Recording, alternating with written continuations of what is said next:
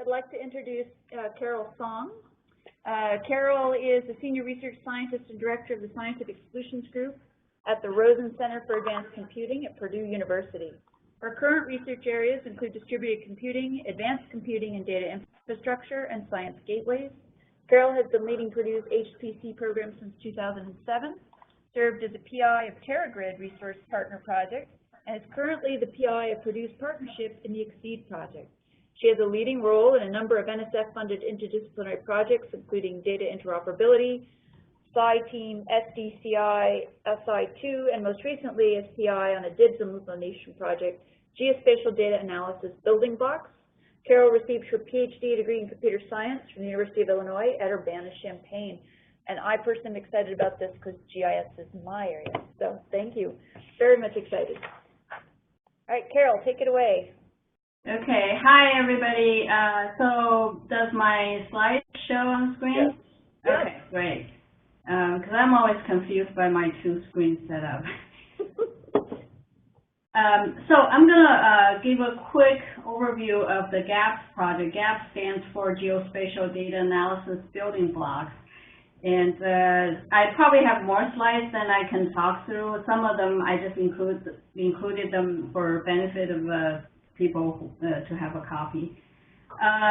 So I'll briefly talk about the GABBS architecture and give some examples and talk about where we're at.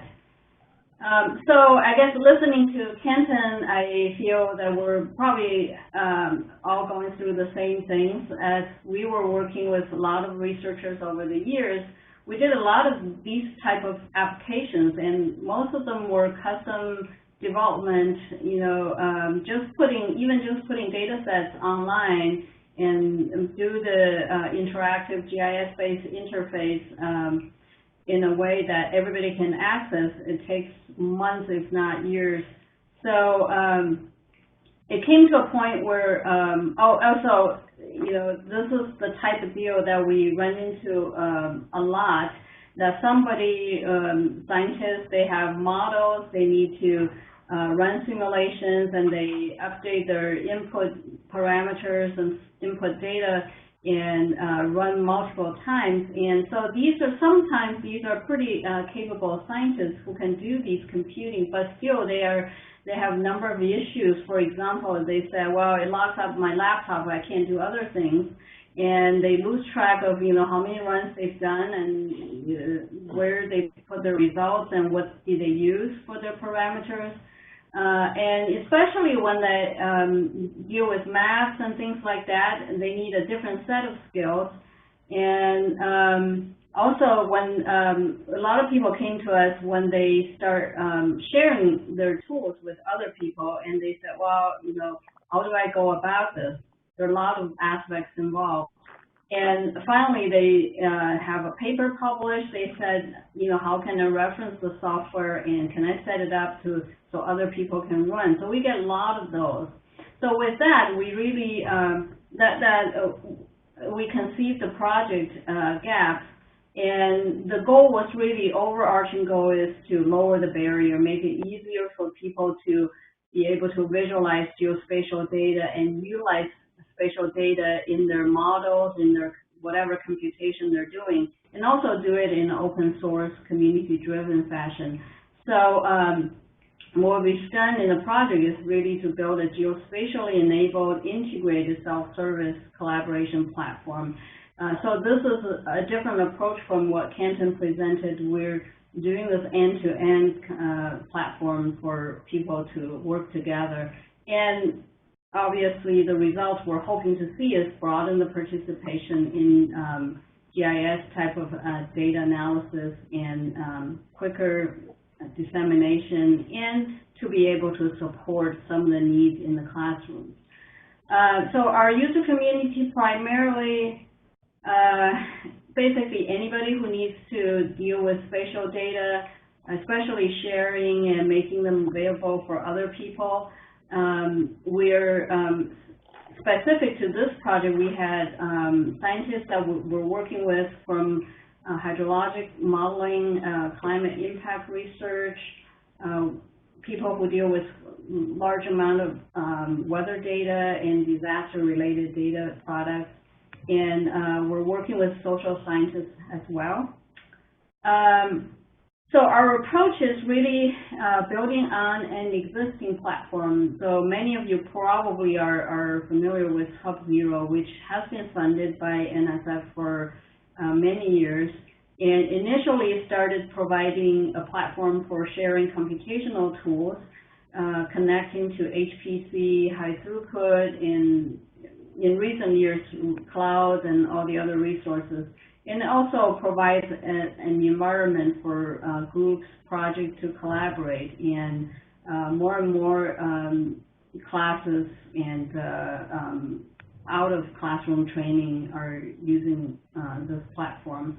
And so that's kind of what we're building on. So this gave us a baseline that has the virtualization, cloud-based execution engine behind the web server, and also connecting to high performance and high throughput and cloud resources. And on top of that, we're adding, this project in particular, adding geospatial data and computational building blocks to allow people to do these things on their own without a lot of programming, without deep knowledge about GIS. And so all of that will be part of HubZero eventually, and to support a variety of application and needs. So that's at a high level. A few words about the award. That was back 2013. There were 4 big GIBS awards, and we are basically doing development and also providing a platform. Excuse me? Did I hear something? Okay.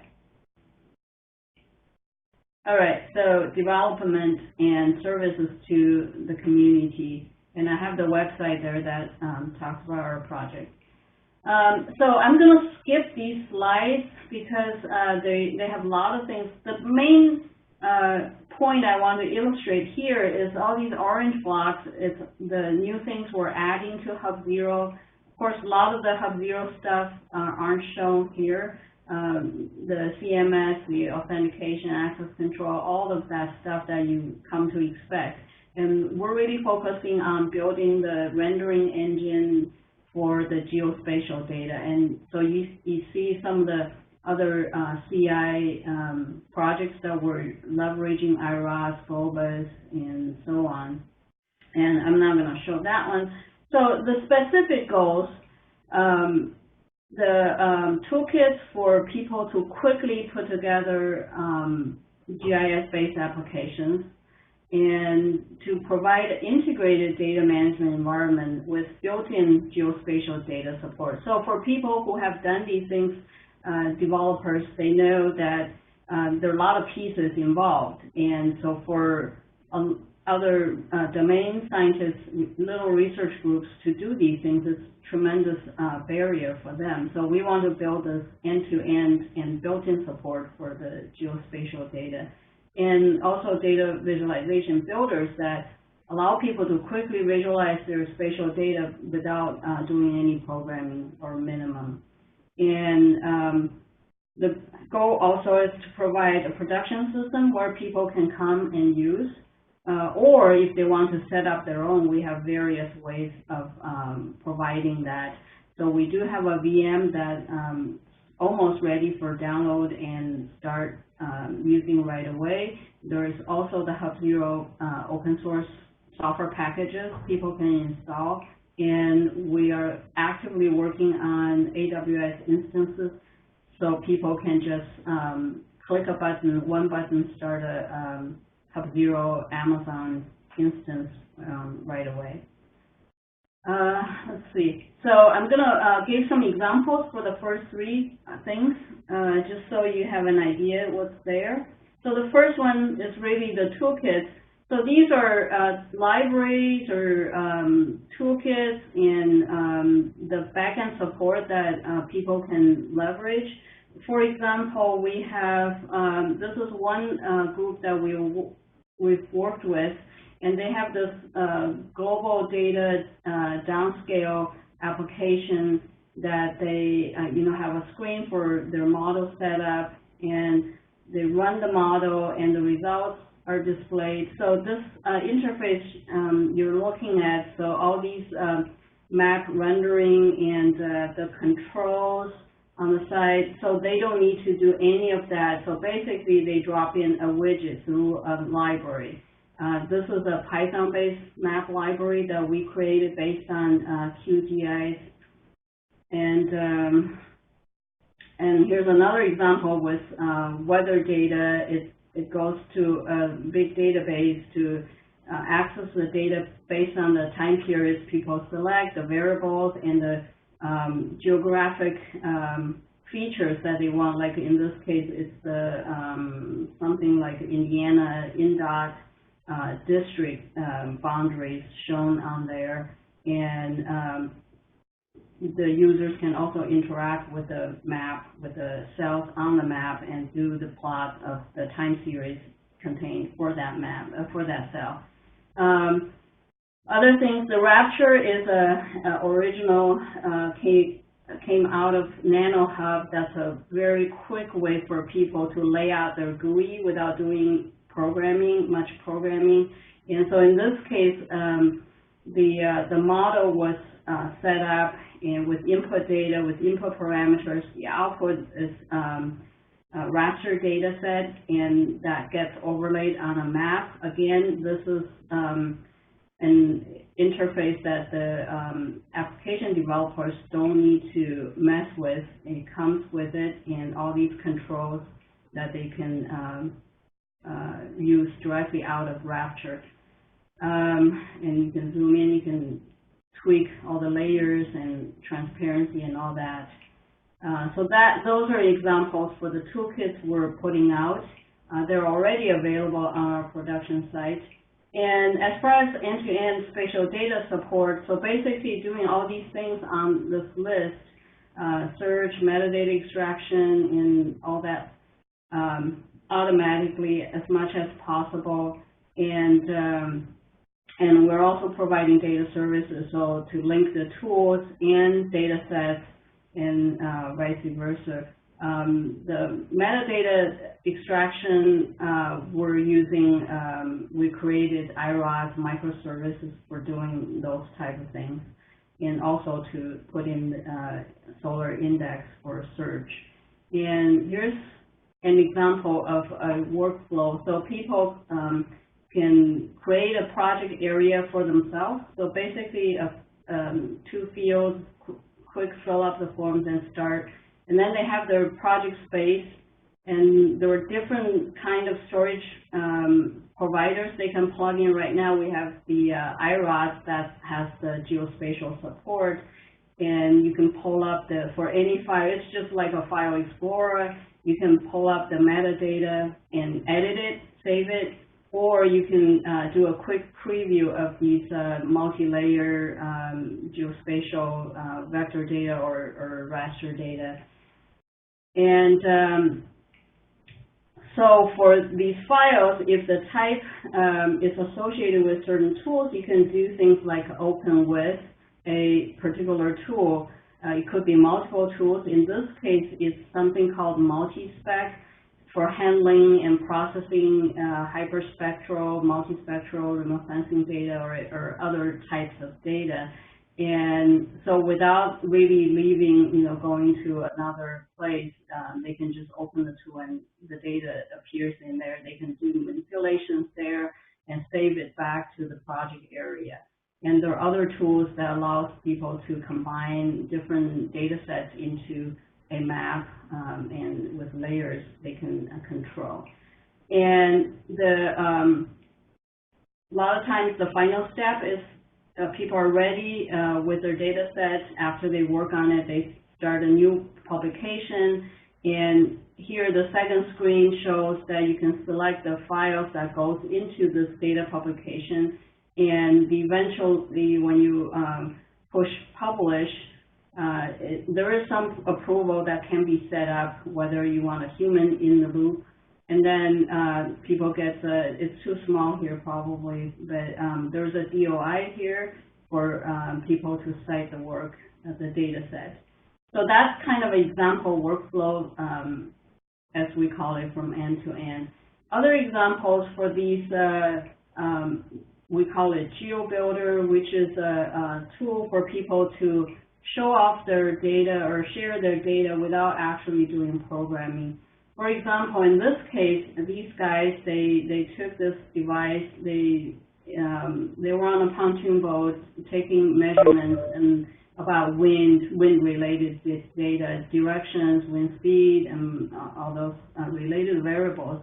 So it came out as a spreadsheet, about 20 to 30,000 lines of rows. And so for that, we were able to just import the data, and right away they see how they went, and then they can select all the points along the way, and then see these different plots of variables they selected to see, and be able to share this type of interactive interface to with other people. And this is an example of showing side by side. Again, this is just something that's there that people can use right away. Out of curiosity, where was that map? Is that the Intercoastal Waterway? What was that? I just out of curiosity, where is that map from? Is that the Intercoastal Waterway? No, that's just a map. I think Melbourne. It is Florida. Okay. OpenStreetMap or something. It's Florida. It's one of those rivers. Yeah, I grew up there. That's why it looks familiar. Okay, looks familiar. Yeah. I think it's called. It's the Melbourne area. Yeah, that's the Melbourne area. So it's just south of where I grew up. Anyway, okay. Sorry. Keep going. Okay. All right. So we're also using these tools with students. So this, for example, this is a camp, a summer camp that we did as part of a summer camp. We did some lessons using tools that students can use to study, how they can, from a remote sensing image, to calculate the extent of the areas of flooding. And so you can see the picture. They were pretty focused on trying to get the numbers and feel that they were able now to, when they see a satellite image, they can say something about it now. So, and these are also part of the things that we're doing with GABBS.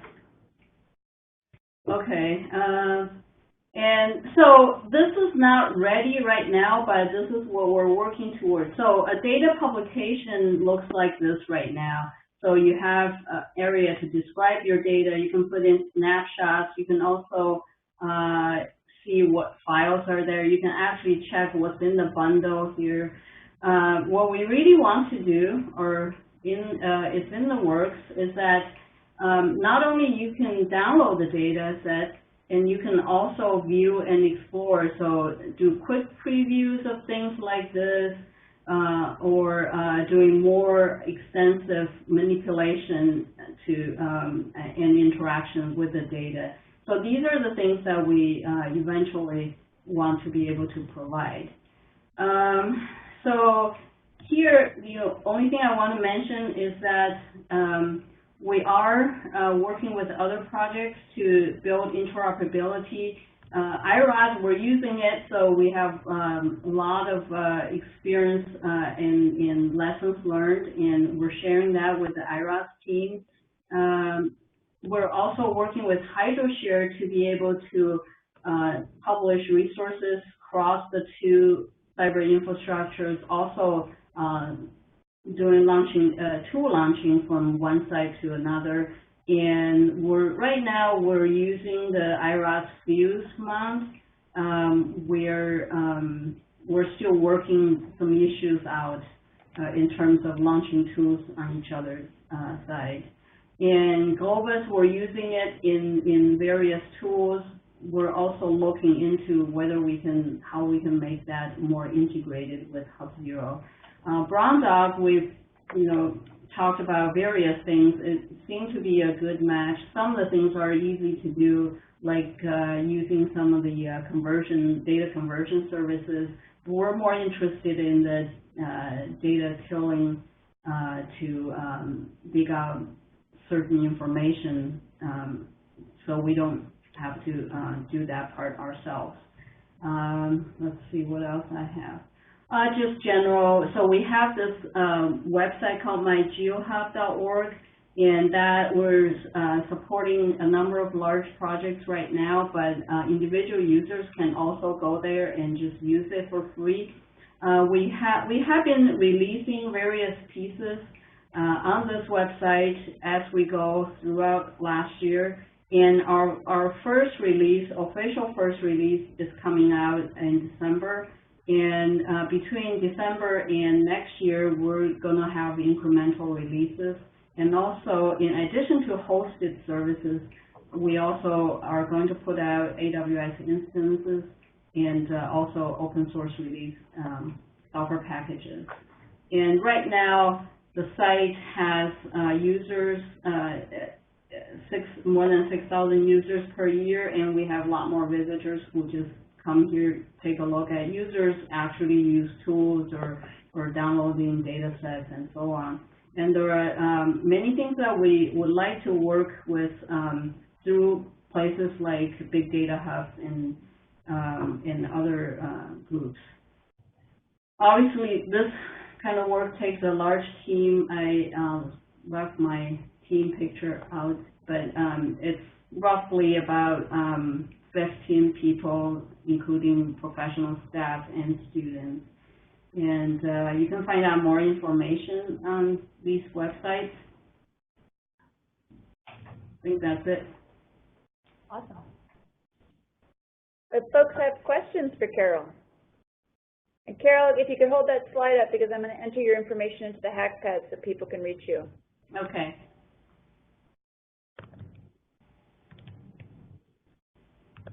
Regan, are you still on the phone? If you would like to add some thoughts.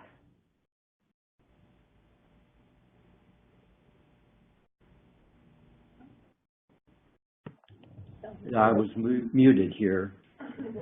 We're very interested in, again, trying to do some of these operations remotely.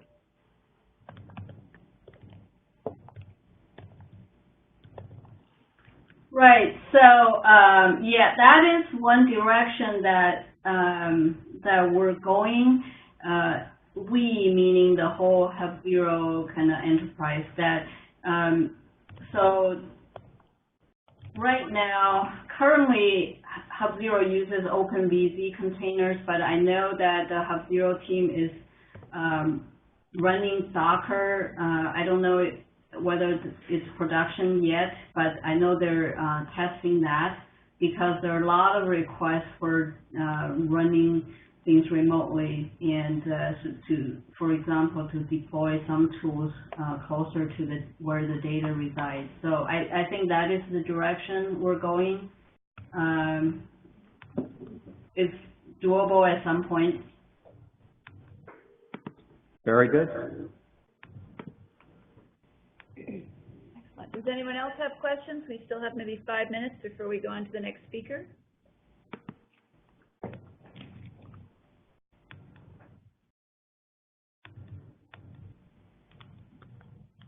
Mike, could you maybe comment on how this fits within the ecosystem we were talking about today?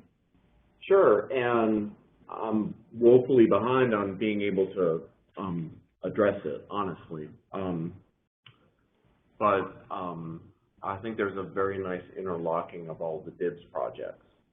And, you know, so for example, HydroShare would equally be interested in the capabilities, I think, that are in GABBS. I don't know if there's any Hydro people in the room, but we were just talking with Ray Adajic about HydroShare, the meeting previous to this. Yeah.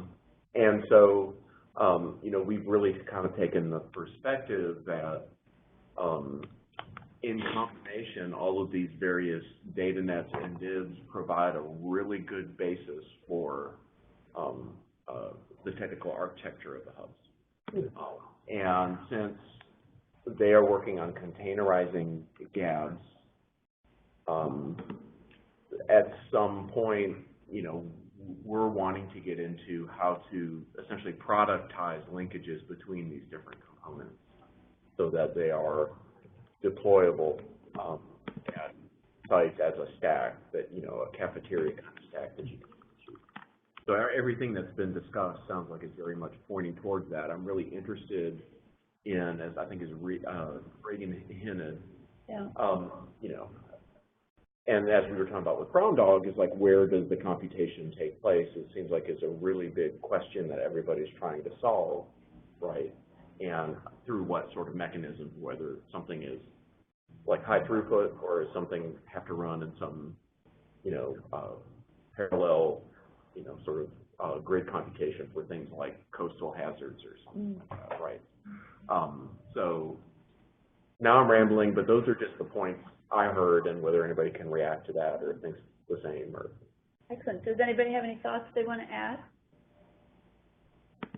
So one comment I would have is that with HydroShare, we actually sketched out a way to, before we can containerize everything, not everything, containerize things, we thought of an approach using IRAs to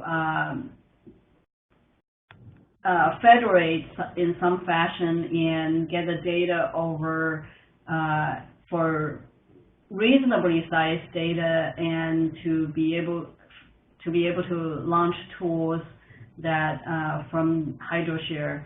So I think we're kind of waiting on some things.